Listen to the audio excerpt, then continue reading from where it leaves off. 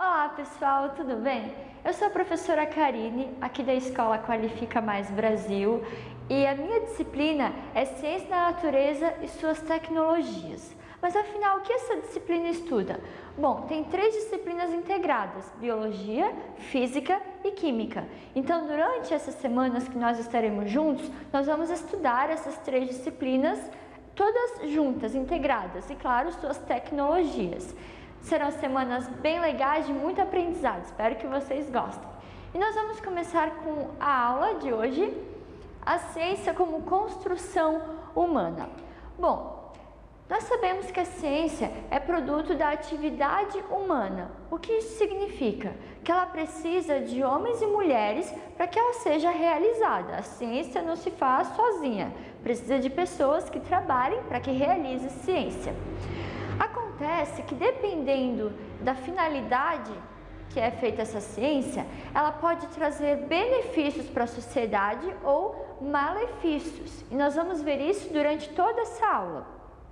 Para começar, eu quero que você observe essas imagens comigo. Olha ali. Nós temos aqui então a imagem de uma cozinha com seus eletrodomésticos, né? Tem ali um micro-ondas, geladeira, tem uma luminária, tem ali um banheiro com chuveiro, tem uma sala ali com televisão, né? Com vários seus aparelhos ali. Bom, quando nós chegamos em casa depois de um longo dia de trabalho, o que nós queremos? Ir para casa, tomar um bom banho, comer alguma coisa e descansar. Quando nós chegamos em casa, então, nós temos ao nosso dispor ali todos esses aparelhos eletrodomésticos, né? Você já pensou se nós não tivéssemos tudo isso? Né? A gente ia chegar em casa, aí ia tomar banho aonde? Né? Ou teria ainda que esquentar uma água numa chaleira para poder tomar um banho, como acontecia antigamente. E a comida, às vezes, demorava tanto tempo para ser feita. Não tinha, às vezes, uma televisão, né? Para assistir, tinha que inventar outra coisa para fazer. Mas graças à tecnologia nós temos tudo isso. Então a gente pode chegar em casa, tomar um banho bem gostoso, fazer a nossa comida, se esparramar no sofá e assistir um programa que a gente gosta. Isso tudo graças ao quê? À tecnologia. Então antigamente, como eu estava falando, não tinha todos esses aparelhos. As pessoas tinham que dar um jeito e para elas estava tudo certo, era normal. E um dos exemplos que eu quero usar com vocês é o do chuveiro. Quando eu era criança e visitava o meu avô no interior lá do Rio Grande do Sul, o chuveiro que a gente vê hoje em dia. Olha só a imagem, como era o chuveiro do meu avô.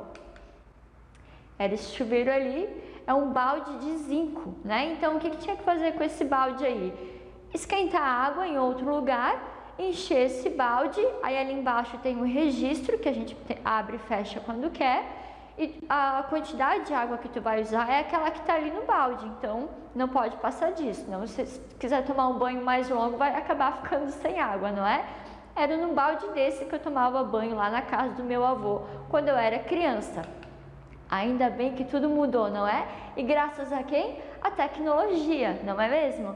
Bom, então a gente pode tomar hoje banhos mais quentinhos, né? Banhos um pouquinho mais demorados, mas cuidado com a energia elétrica, né? Com o meio ambiente. E também nós podemos escolher os modelos que a gente quer. Existem modelos hoje no mercado, não é? Podemos escolher o que combina mais com o nosso banheiro.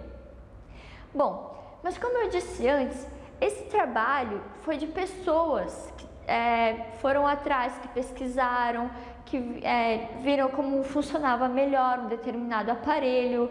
Isso não se fez assim de uma hora para outra, né? Levou um bom tempo até chegar no chuveiro de hoje em dia. E podemos dizer então que isso é ciência, né? Essa transformação do chuveiro? Claro que podemos, né? Afinal, pessoas foram atrás, pesquisaram, viram como funcionava. Opa, deu errado, vamos tentar de novo. Se não fosse assim, talvez nós estaríamos usando um balde de zinco até hoje. Já pensou que primitivo isso? Beleza, vamos lá, gente. A ciência da tecnologia, por exemplo, ela vai melhorando conforme a necessidade das pessoas. Então, tá precisando melhorar algum aparelho? Beleza, vão melhorando até chegar ao resultado final, até chegar ao aparelho que finalmente quer, não é? Então, esses aparelhos eles vão se aperfeiçoando, vão ficando cada vez melhores. Um bom exemplo disso, podemos falar de celular, não é? Eu lembro quando meu pai comprou o primeiro celular. Ele era aqueles Motorola bem grande, assim, gigante, que tinha uma anteninha, né? A gente chamava ele de tijolo. Eu tinha mais ou menos uns 9, 10 anos. E quando ele chegou com aquele celular em casa, foi uma festa, né? Poxa, o celular, eu lembro que eu peguei, liguei para uma amiga minha e foi um momento muito marcante na minha vida, né? O primeiro celular. Então, hoje em dia o que acontece? Os celulares estão cada vez mais modernos, mais finos, menores ou até com a tela maior, não é? Então, conforme a necessidade das pessoas, os celulares vão se aprimorando, melhorando. E não só os celulares, mas todos os aparelhos eletrônicos e eletrodomésticos também que a gente usa no nosso dia a dia. Bom, esses aparelhos então, eles vão melhorando e não para por aqui, vai continuando, cada vez melhorando mais. Então, conforme a sociedade vai se desenvolvendo, esses aparelhos eletrodomésticos vão se desenvolvendo também, cada vez se aprimorando mais, melhorando. Para vocês entenderem um pouquinho melhor, eu vou usar como exemplo a iluminação. Olha só essa imagem comigo. Nós temos aqui a linha do tempo da iluminação. Então, temos lá no início, né, a tocha pré-histórica, aí tem também a candeia a óleo, né, tem vários tipos ali, a vela, todos eles funcionando por meio da combustão. Até que lá em mais ou menos 1878, né, por ali, por esse ano, Thomas Edison conseguiu finalmente inventar a lâmpada elétrica. A partir daí, então, como vocês podem ver na continuidade dessa linha do tempo, a lâmpada elétrica foi melhorando. Aí já surgiu depois a lâmpada fluorescente, a lâmpada LED e assim por diante, né? Até o que temos hoje. E com certeza não vai parar por aí. Vai cada vez melhorar mais. Bom, como eu falei então para vocês, quem inventou a lâmpada elétrica foi Thomas Edison. E ele não era assim um cientista, ele era um inventor e também um empresário. Dentre as coisas que ele inventou, a lâmpada elétrica é uma das mais importantes, digamos assim. E ele tentou várias vezes. Se vocês procurarem a biografia de Thomas Edison, vocês verão quantas vezes ele tentou. Algumas vezes ele fracassou, mas ele não desistiu, ele permaneceu tentando. Uma das frases de Thomas Edison que eu gosto muito é essa aqui, ó: um gênio se faz com 1% de inspiração e 99% de esforço. Então, para uma pessoa conseguir realizar algo, ela não precisa apenas de inspiração. Aliás, a inspiração é uma parte bem pequena, né? Ela precisa principalmente se esforçar.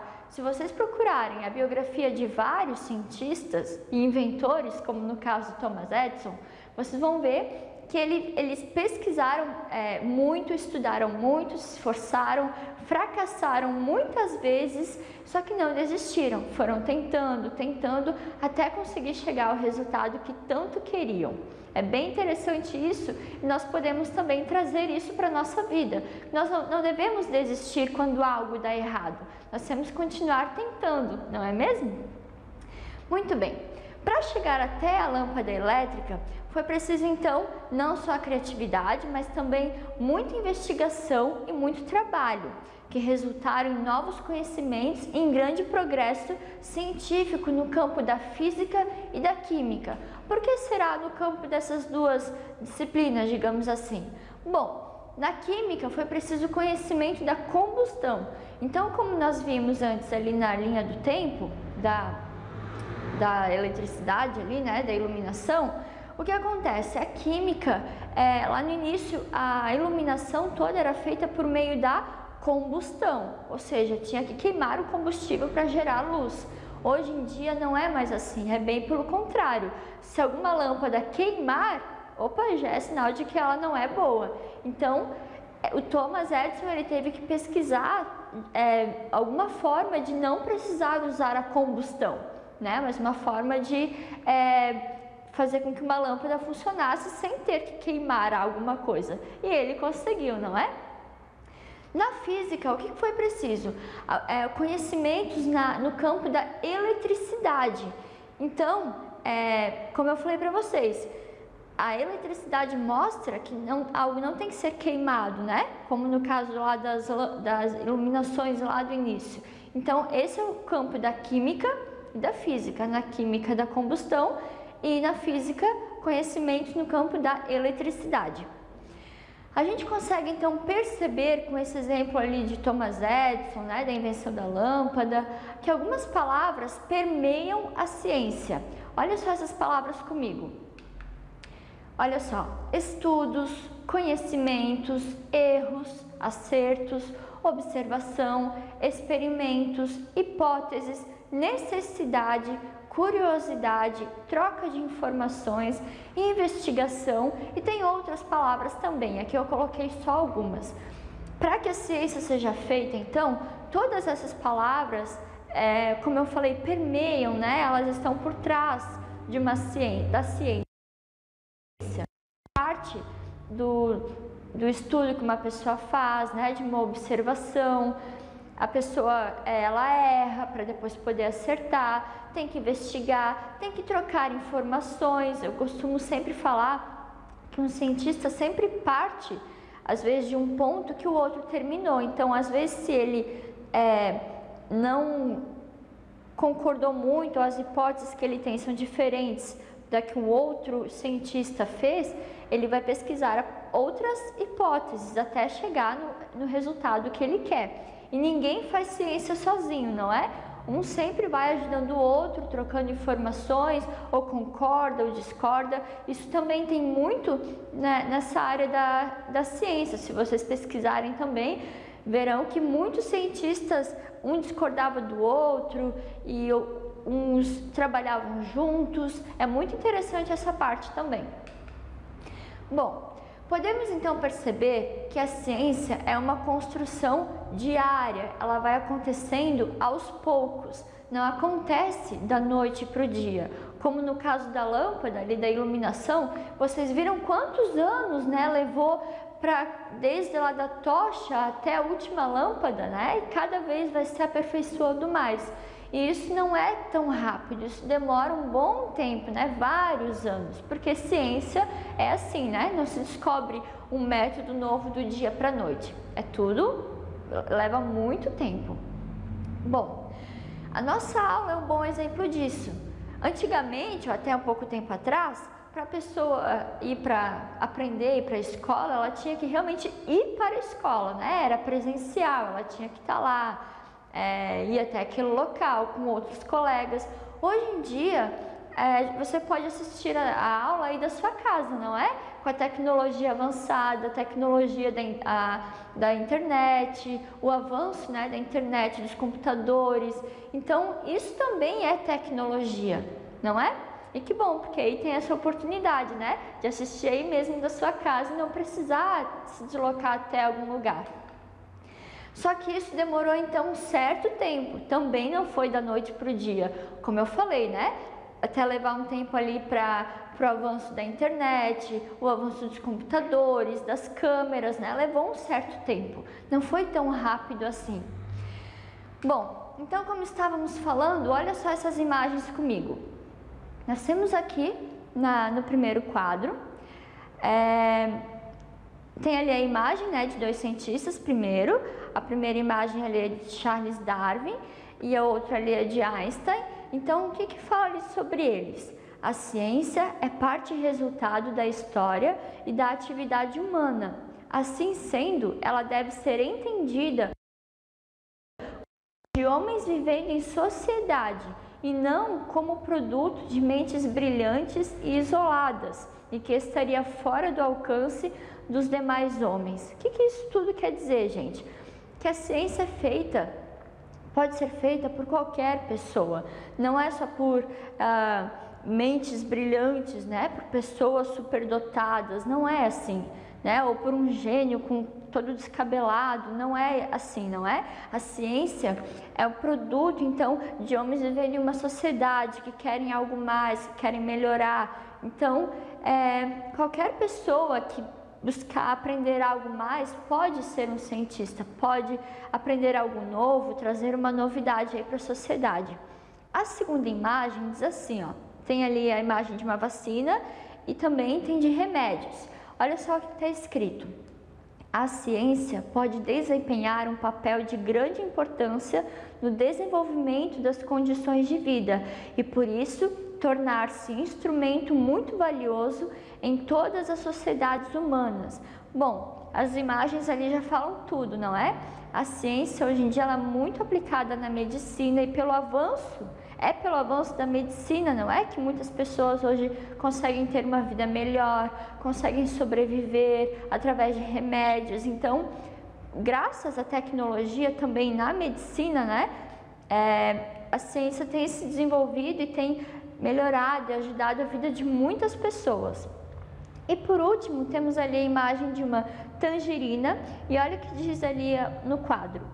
Para que a ciência possa desempenhar o seu papel, ela elabora instrumentos próprios que são chamados teorias, conceitos, métodos.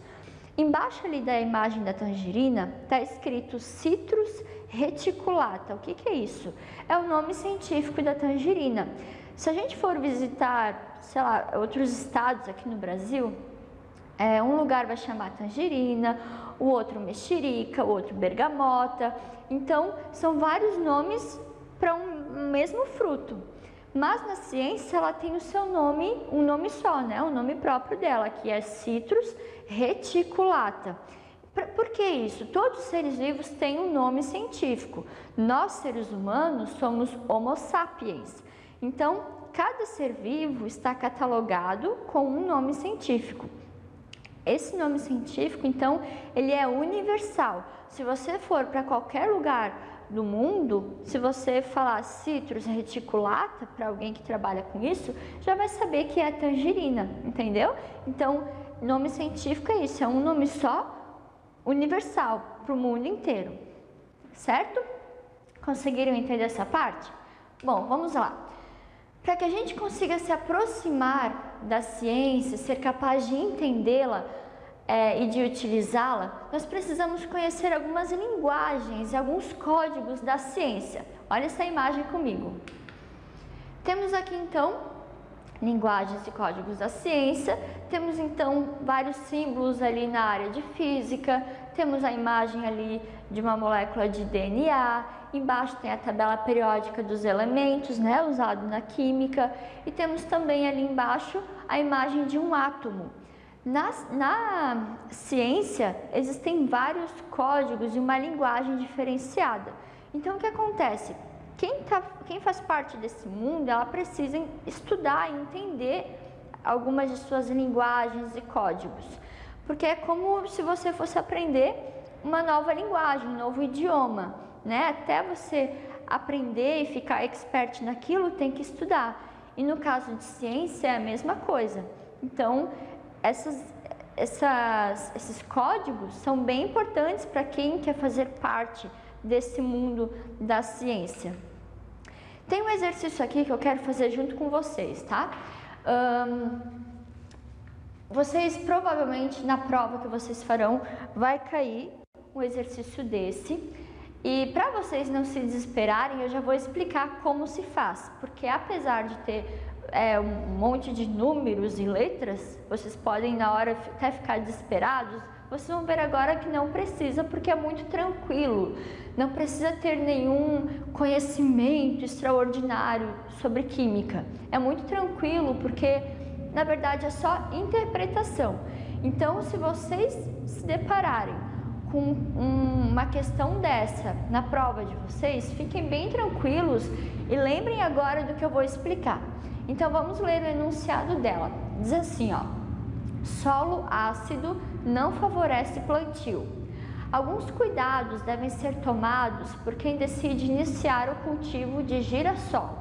A oleaginosa deve ser plantada em solos descompactados com pH acima de 5,2, que indica menor acidez da terra.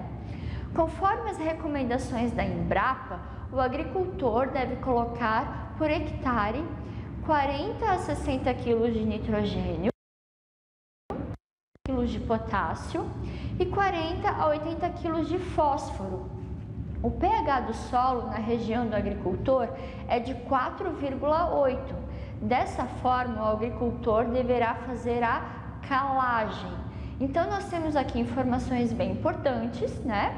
De um agricultor que quer plantar girassol no seu terreno, mas o girassol, o solo em que ela for plantada, o pH deve ser 5,2 e o pH do solo do agricultor é 4,8, então o pH é menor, por isso ele precisa fazer a calagem. Mas beleza, vamos entender agora o que é calagem. Lá em cima, leia comigo, ó. Suponha que o agricultor vá fazer calagem, que é o aumento do pH do solo por adição de cal virgem, e o símbolo da cal virgem é CaO. De maneira simplificada, a diminuição da acidez se dá pela interação da cal, CaO, né, com a água. Então, eu puxei uma seta lá para baixo para mostrar para vocês qual é o símbolo químico da água. É H2O. Muito bem. Beleza, então com a água presente no solo, gerando hidróxido de cálcio. O símbolo de hidróxido de cálcio é CaOH2, que reage com os íons H+ dos ácidos, ocorrendo então a formação de água e deixando os íons Ca2+ no solo. Considere as seguintes equações. Nós temos aqui embaixo 4 equações e nós vamos ter que falar quais delas estão corretas de acordo com o que nós lemos aqui no enunciado. Abaixo diz assim, ó, o processo de calagem descrito acima pode ser representado pelas equações. Então, se vocês olharem as 5 opções que tem ali para a gente assinalar, cada uma delas traz 2. Isso quer dizer que ali em cima, de 1 a 4, tem 2 alternativas que estarão corretas. Bom, vamos entender um pouco agora essa questão. Olha o próximo slide. Muito bem, eu destaquei ali em cores diferentes para que a gente possa entender, e eu vou falando para você a cor que você tem que olhar para a gente conseguir resolver essa questão. Ali em vermelho está escrito assim, ó, de maneira simplificada, a diminuição da acidez se dá pela... Então, ele já está explicando como é que acontece a diminuição da acidez. Muito bem. Em azul está escrito interação da cal, CaO, com a água presente no solo. Opa, então ele já está falando como é que acontece essa diminuição. Então, eu tenho que encontrar ali nas minhas equações aonde está a cal, né? CaO, o símbolo CaO, com a água. Aonde eu encontro isso? Bom, a número 1 tem ali CaO mais 2H2O. Esse 2 na frente do H2O são 2 moléculas, tá? 2 moléculas de água. A número 2 também traz isso, CaO mais H2O. É isso que a questão está pedindo? Sim, né? Interação da cal com a água. Se vocês olharem a questão 3 e 4, não está trazendo essa informação, né? Já está falando lá do hidróxido de cálcio. Está trazendo outra fórmula, CaOH2. Não é isso que a gente quer. Nós queremos a fórmula CaO com água. Beleza. Então, eu já posso ficar entre as 2 primeiras questões. Bom, o que mais tem ali em amarelo está escrito assim, ó, gerando hidróxido de cálcio. CaOH2. Aonde está gerando CaOH2? Na primeira questão, logo depois da seta, tem ali, ó, CaOH3. É isso que a gente quer? Não é. Nós queremos CaOH2. Então, a primeira questão a gente já pode descartar, porque sabemos que está incorreta. Olha só a segunda, é isso que a gente viu ali no enunciado da questão? É, não é? Então, outra coisa importante para falar para vocês, numa equação, antes da seta, são os reagentes e depois é o produto. Por isso que no enunciado ali, ele fala que a interação da cal, né, a diminuição da acidez se dá pela interação da cal com a água. Então, isso são os reagentes. Aí depois fala gerando hidróxido de cálcio. O que ele está gerando é o produto. O que vem depois da seta é o produto. Concordam comigo então que a número 2 está correta? Muito bem. Vamos olhar o restante da questão. Ali em verde diz assim, ó. A gente vai agora desvendar o segundo mistério, né? A continuação ali da questão. Gerando hidróxido de cálcio, então CaOH2, que já achamos, que reage com os íons H+ dos ácidos. Opa, reage com íons H+. Se nós olharmos o número 3, o que vai ter ali? CaOH2 mais 2H+. É isso? Sim, né? Pode ser duas moléculas. E a número 4 também tem H+. Então eu posso ficar entre a 3 e a 4. Por enquanto as duas estão corretas. Mas olha o que diz o restante. Ocorrendo então a formação de água e deixando os íons Ca2+ no solo. Então o que está falando aqui? Ó? Que o produto será o que? O produto final? Formação de água e íons Ca2+. Se vocês olharem a número 3, é isso que fala ali, né? O que está destacado ali em alaranjado, Ca2+, mais a formação de água, né? Duas moléculas de água. E a número 4 não está certa, por quê? Porque o produto final está escrito CaO. Poxa, mas CaO não é íon Ca, né? O íon Ca é cálcio. CaO, que a gente viu lá em cima, é o que? Cal virgem. Então, a número 4 está incorreta porque o produto é cal virgem, mas a gente não quer cal virgem, nós estamos falando que forma íons Ca2+, que é cálcio. Então, gente, a 2 nós já vimos que estava correta e a 3 também é o final ali da resposta, né? É o final do enunciado ali da questão. Se nós olharmos lá embaixo as 5 opções, é a letra C. A número 2 e 3 estão corretas, certo? Espero que vocês tenham entendido. Caso tenha ficado alguma dúvida, ouve de novo a minha explicação. Qualquer coisa você pode me perguntar também ali nos comentários no final da aula que eu responderei com certeza, tá bom? Vamos continuar. Vamos falar agora sobre um pouco dos caminhos da ciência. Bom, que caminhos a ciência percorreu para explicar algumas situações que acontecem na vida das pessoas?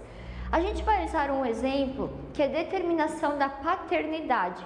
Nós sabemos que hoje em dia muitas pessoas, principalmente no mundo dos famosos, né, fazem esse teste chamado teste de DNA para descobrir se uma criança ou uma pessoa já mais adulta é ou não o seu filho. Mas afinal, como é que eles descobrem isso? Bom, isso é possível graças ao exame de DNA. O que é DNA? É uma sigla, né? Significa ácido desoxirribonucleico. E o que esse exame faz? Ele não é nada mais do que uma investigação de parentesco. Então, através do exame de DNA, é possível descobrir o parentesco das pessoas, né? Só que esse exame é feito a nível molecular, ou seja, lá no núcleo da célula. Para quem não lembra bem como é que é a célula, eu preparei uma imagem aqui só para vocês relembrarem rapidamente como ela é.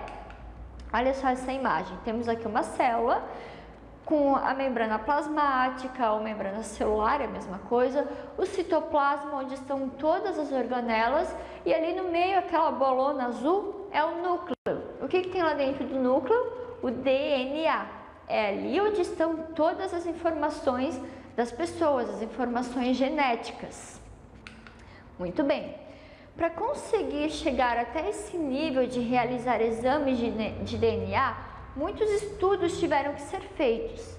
Por exemplo, estudos na área da genética, da biologia, conhecimento sobre genes, conhecimento sobre cromossomos, sobre cariótipo também. Enfim, vários assuntos da biologia, né, envolvem esse assunto de paternidade, DNA. Então, foram esses os caminhos que a ciência percorreu para que hoje a gente tenha teste disponível para quem quiser fazer um teste de DNA, um exame, né, de paternidade. Olha só essa imagem comigo. Aqui mostra algumas pessoas que dedicaram suas vidas a estudos, né, esses estudos de DNA e estudos da vida. O primeiro que tem ali é o Charles Darwin. Ele estudou principalmente ali a teoria da evolução, né? A gente fala que ele é o pai dessa teoria. Então, ele também tem alguns estudos bem importantes relacionados a isso. A segunda imagem ali é Gregor Mendel. Ali do lado tem o ano que eles nasceram e faleceram. O Gregor Mendel, ele trabalhou principalmente com genética também. Ele fez um estudo muito interessante com ervilhas também. Teve também o Alfred Wallace, que trouxe muitas informações importantes. Robert Hooke, ele aprimorou o uso do microscópio. Então, já existia um modelo, ele só aprimorou, melhorou um pouco mais. Tem também o James Watson, que ainda está vivo, né? Ele tem hoje 90 anos e ainda trabalha com a genética. E o Francis Crick, que também era parceiro aí do James Watson, eles trabalharam juntos.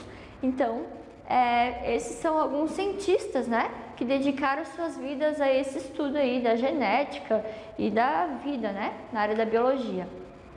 No trabalho desses cientistas, todos que a gente acabou de ver, podemos também citar resumidamente o conjunto de ideias que deu origem à teoria da evolução. Olhe só essas imagens comigo. Observa o que está escrito aqui do lado, ó. Todos os seres vivos são descendentes de um ancestral comum. Se vocês olharem bem essa imagem aqui do lado, mas tem tanta coisa ali. Tem, mas por quê? Se vocês repararem bem lá embaixo, está escrito origem da vida. O que Darwin dizia? Que todos os seres vivos, né, eles têm um ancestral comum. Então, aquela imagem que vocês veem na internet do macaco, aí ele vai levantando até se transformar num homem, não está certo. Darwin nunca falou aquilo, tá? Apenas algumas pessoas ali criaram uma sátira, né? Por causa disso, que ele falou que tem um ancestral comum. Mas não está correta aquela imagem. O que ele quis dizer é que os seres vivos têm um ancestral comum. Então, a partir daquele ser vivo, todos os seres vivos se desenvolveram. Então, só que cada um foi seguindo a sua linhagem. Até lá em cima, ó, na direita, está o ser humano. É isso que Darwin dizia. O que mais? A evolução ocorre graças a mudanças graduais ao longo das gerações. Então, a evolução não ocorre já de uma geração para outra, mas vai acontecendo aos poucos, ao longo de várias gerações. E o último tópico, a evolução conduz os indivíduos mais adaptados ao meio ambiente. Eu até sublinhei a palavra adaptados para chamar a atenção de vocês. Por quê? Não sobrevive os seres vivos os mais adaptados, os mais fortes, né? Ah, o mais forte sobrevive. Não, não é o mais forte, mas os mais adaptados. Então, não é porque, por exemplo, um animal é mais forte que o outro que ele vai sobreviver, mas se ele está melhor adaptado àquele ambiente que ele vive, aí sim ele vai sobreviver. O que diz no próximo slide? Olha só. O principal agente responsável pela evolução é a seleção natural, ou seja, o predomínio das variedades de espécies mais adaptadas a cada meio. Eu sublinhei também seleção natural para chamar a atenção.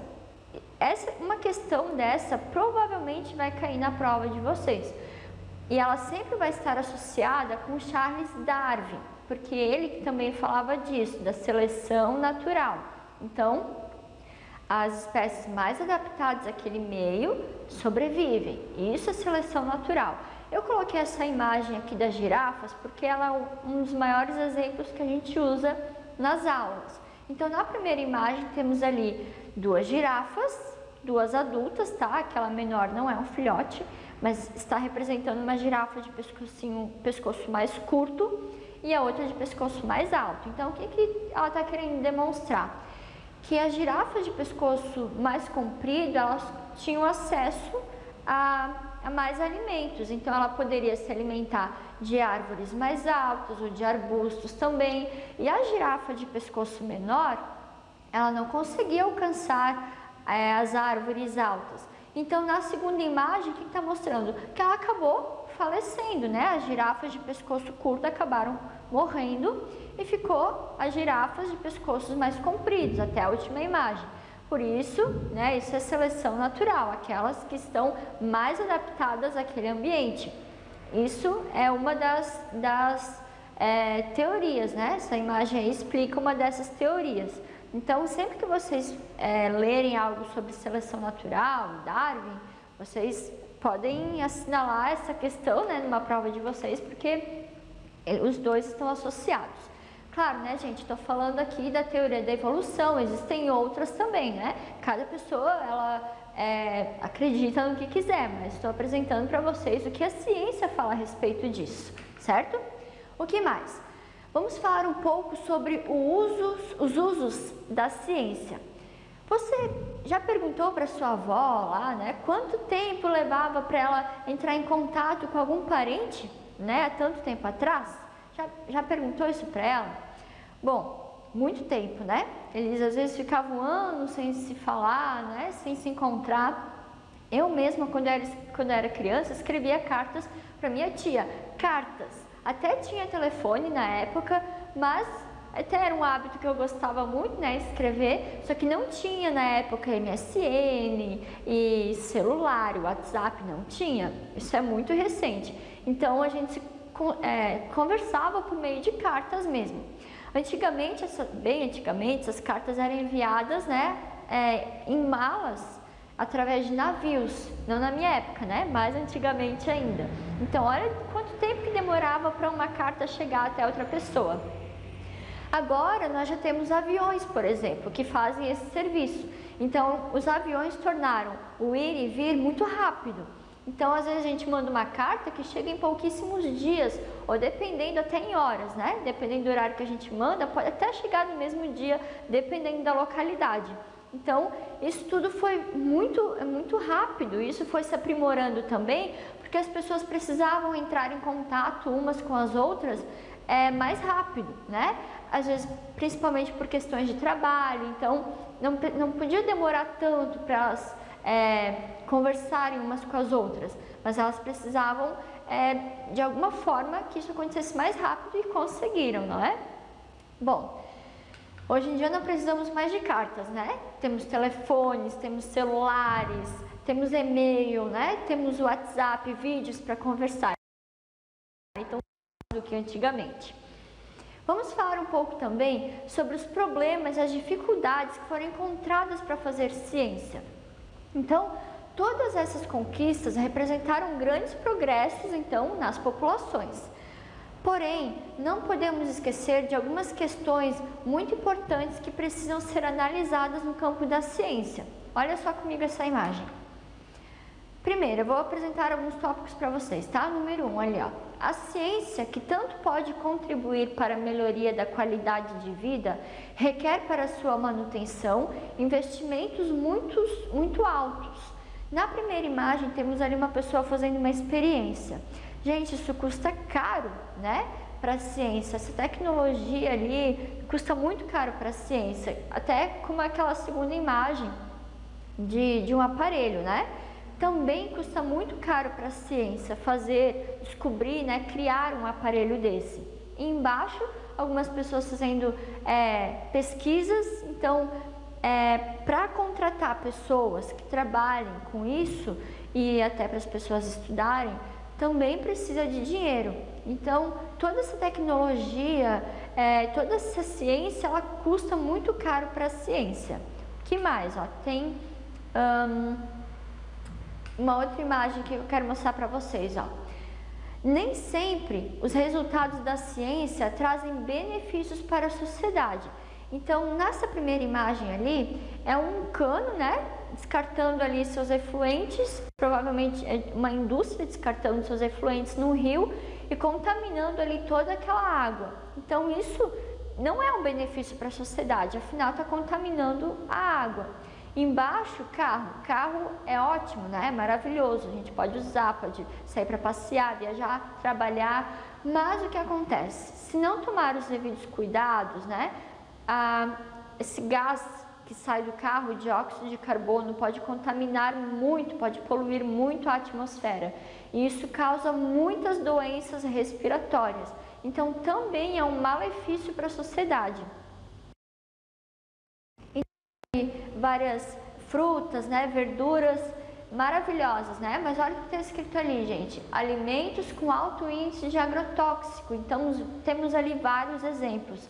Agrotóxico, beleza, é bom para manter ali esses vegetais bonitos, protegidos de pragas, mas agrotóxicos não fazem bem para nós. Então, por esse lado, é ruim para a população, não é? Então, a gente tem que tomar esses cuidados, né? Sempre lembrar, poxa, a ciência é bom, mas por trás dela tem também os seus malefícios, nem tudo é bom, né? Um mar de rosas. E outra coisa, gente, sobre pesquisa científica é que em muitos países não tem tanto dinheiro para gastar com a pesquisa científica. Então, elas acabam ficando dependentes de outros países. Um exemplo é o remédio. Então, no país que a pessoa mora não tem determinado remédio, porque o país não tem dinheiro para gastar com tecnologia. Então, o que a pessoa faz? Ela vai ter que comprar de outro país, pagar bem caro por isso. Isso também acontece, né, na atualidade, né, no nosso mundo. Então, um país fica dependente do outro por nem todos os países terem condições, né, para desenvolver a sua ciência. Bom, então como vocês viram, a ciência pode trazer benefícios e malefícios. Para terminar essa aula, eu deixei desse vídeo um vídeo chamado A História das Coisas. É um vídeo bem interessante, eu gostaria muito que você visse, ele é bem legal de assistir também. E ele fala das coisas que consumimos, o que acontece com aquilo que a gente consome, desde quando sua matéria-prima é extraída da natureza, até quando a gente descarta, até quando vai para o lixo. O que acontece com todos esses produtos que a gente usa? E eu também quero deixar uma tarefinha para vocês. Logo aqui embaixo nos comentários, eu quero que vocês me contem, compartilhem comigo o que vocês já pesquisaram. Eu tenho curiosidade de saber sobre as estrelas, por exemplo. Aí você um dia pesquisou sobre isso e o que você descobriu? Pode ser coisa bem simples, tá? Não precisa escrever um livro, mas com suas próprias palavras, me conte o que você já pesquisou, que você teve interesse. Não precisa ser na área também de ciência, tá? Pode ser alguma área que você curte, que você gosta. E eu vou deixar o meu curtir lá no seu comentário. Eu quero saber o que vocês gostam. Dessa forma a gente pode ir conversando e criar um vínculo, certo, gente? Então, até semana que vem, né? Estudem bastante, façam o quiz e semana que vem nós nos encontramos de novo, ok? Tchau!